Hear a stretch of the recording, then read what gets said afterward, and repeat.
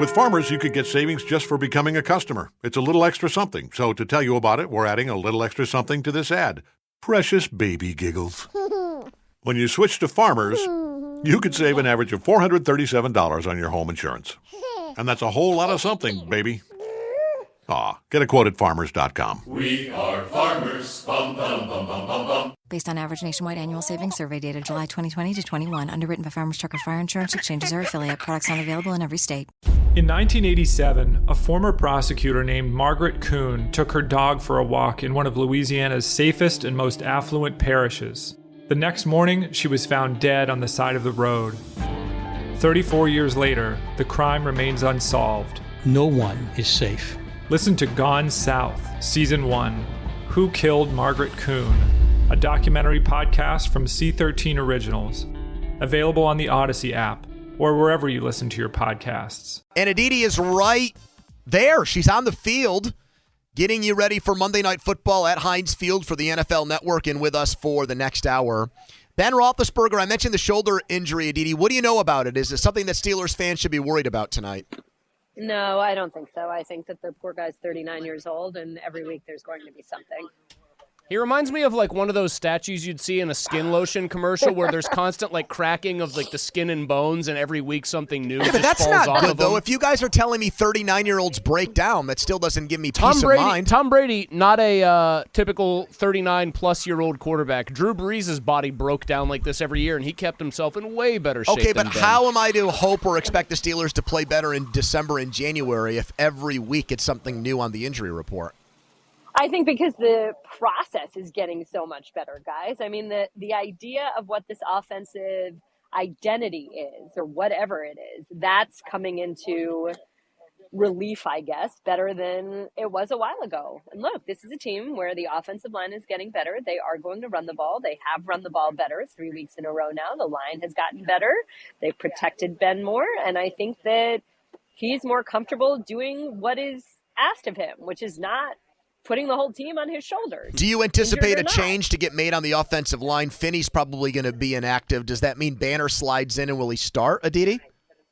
I don't, you know what, guys, I really don't know. Nobody's really out here yet. I haven't seen anybody warm up. I'm not so sure. And to be perfectly honest with you, I've been far more interested in the Bears' offensive line and how the Steelers' defense will match up exactly. Although they run the ball great.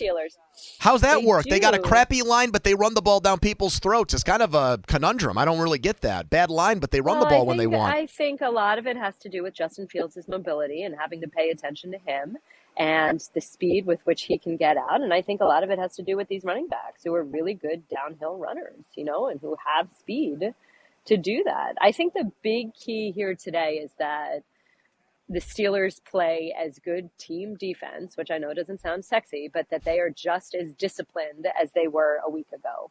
Nobody was trying to do too much. Nobody was chasing that elusive sack or that quote unquote splash play. It was do your job, and it worked. And I think the struggle here is it's Monday night. Everybody's watching. And I'm not saying that TJ Watt is susceptible to this, but guys like TJ Watt or Minka Fitzpatrick or Cam Hayward, guys that like to be talked about as the best defensive players in the league, they know everybody's watching. And it's kind of like what Keith Butler and Mike Tomlin keep telling Minka, just keep doing your job and those interceptions will come. Keep being where you're supposed to be and those big plays will come. It's sort of that same idea here. Don't try to do too much. Don't be chasing the sack. Just stop the run first and foremost. Stay in your gaps, stay disciplined, and good things will happen. So looking at the Seattle game or second half as an outlier, they're not susceptible to that anymore, letting Alex Collins run wild on you. I'm not saying that they're not. I'm saying that that's something that you need to watch for. And I think that that's heightened when you're playing on Monday night and everybody's watching you. Aditi, do you think Mike Tomlin, in your experience covering this team, covering him, is the kind of guy that would feel it necessary or feel it to be a good piece of strategy to remind his team of all the weird stuff that went on in the NFL yesterday in advance of this game? Hey, guys, stay ready, stay vigilant. Look who lost to who yesterday.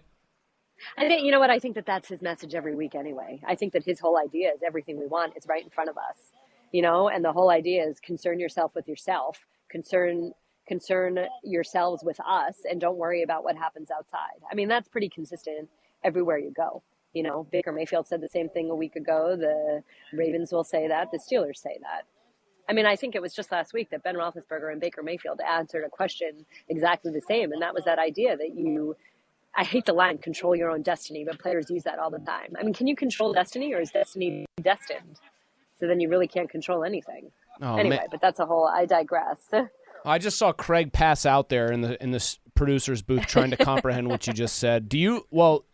In general, one of the things I've kind of taken as a truism now at this point, you know, I think we're far enough in 9 weeks in to start making some sort of presumptions, Aditi, about the league in general, the AFC. I don't think the Steelers are great. I think they obviously have some flaws. I think their offense is going to be limited in its explosiveness Who this year. doesn't have flaws? Well, that's what I was getting at. It seems to me, though, that if you are an AFC team that has shown any sort of semblance of ability to put together a full game, and we know the Steelers have because they beat the Bills, albeit without much offense. Same thing, beat the Browns without much offense.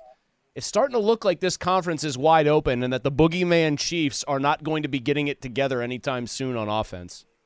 Well, they certainly don't look like they're getting it together, and their defense. I mean, my gosh, Melvin Ingram, they were desperate to get him over there. So I think that the bigger key here is, do you know how to close out games? You look at the Bengals the last 2 weeks and sort of some of their inexperience in coaching, their inexperience in winning, all of that was brought to the surface. And you know, you look at the Ravens, they absolutely need to shore up that D. I don't know what is going on with their defense.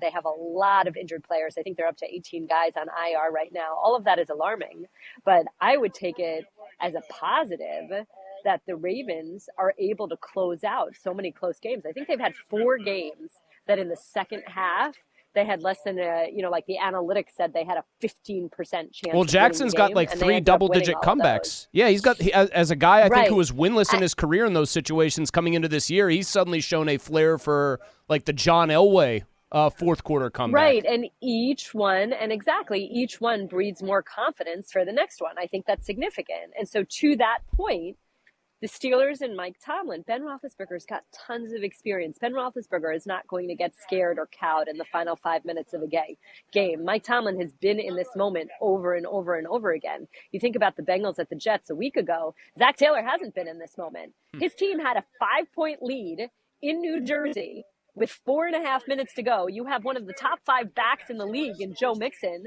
Run the damn ball and bleed the clock, and instead he decides to throw the ball.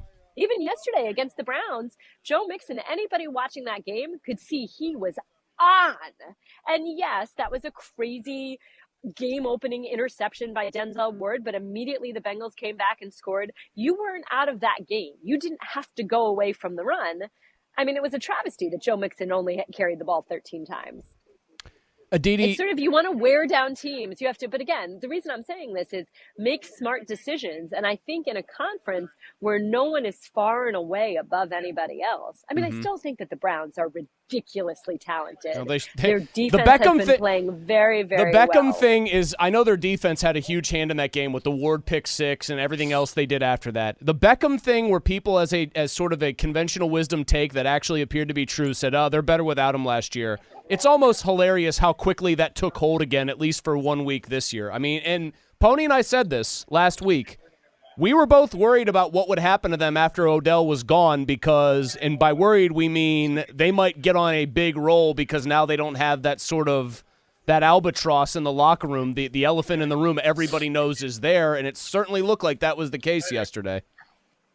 Well, and I agree. I think that they absolutely are indeed. I'm sorry. There, you know what? When you're on the field, there's like a million things going on here. I was gonna say, it sounds like you're in the middle of. It sounds like you're in the middle of Midtown Manhattan doing this call while you're walking, and like somebody's saying, "Don't block the grid." I'm not walking. I'm actually sitting. I'm trying to sit here, sort of out of the way. But I think that when you put an AirPod in, nobody really realizes that you're on the phone, or maybe they just think I'm talking to myself. Who knows?